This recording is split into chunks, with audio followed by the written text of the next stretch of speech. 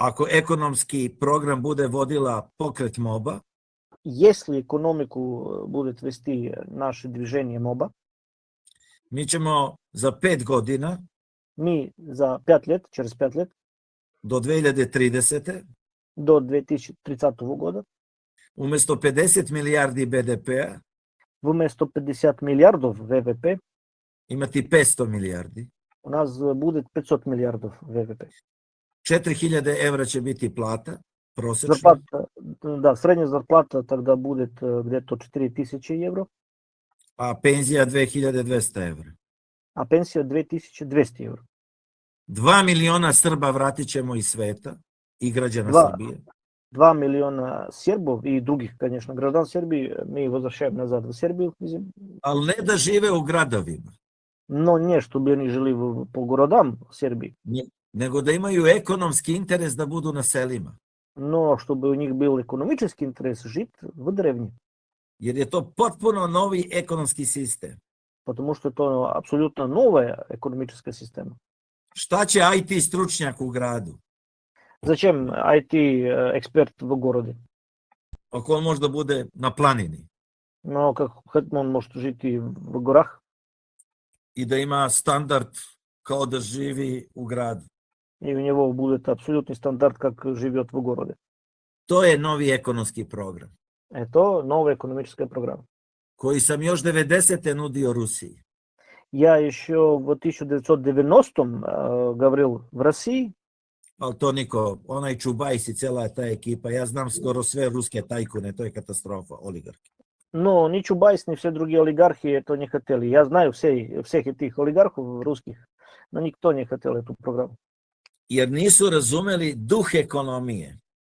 Потому что они не понимали этот дух экономики, Koja mora biti u funkciji zajednice, которая должна быть в функции общества, a ne ličnog bogaćenja.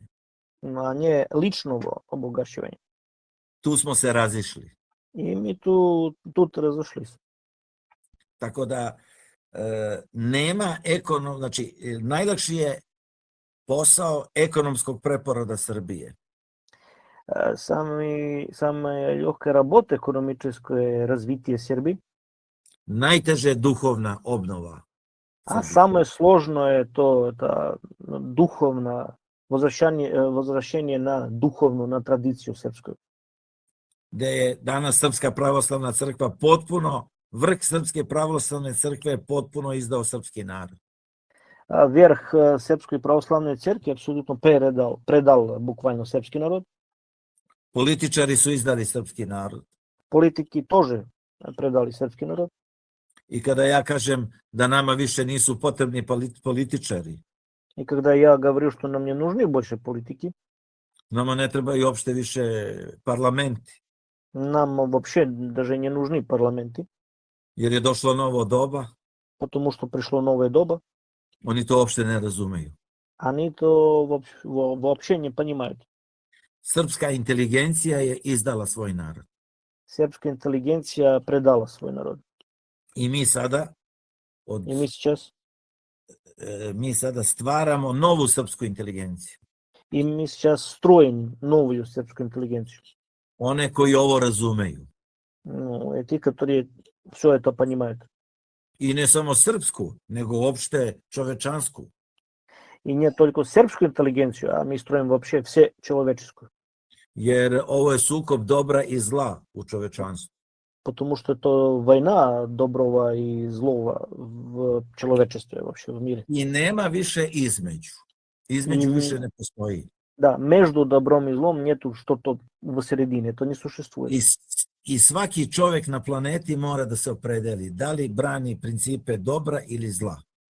И каждый человек на Земле должен определиться, он защищает добро, хорошего или зло и плохо. Evo, izvinjavam se, malo sam duže odgovorio, ali da bi se razumela moja filozofija. Да, простите, что я долго отвечал, но просто чтобы понимали мою философию.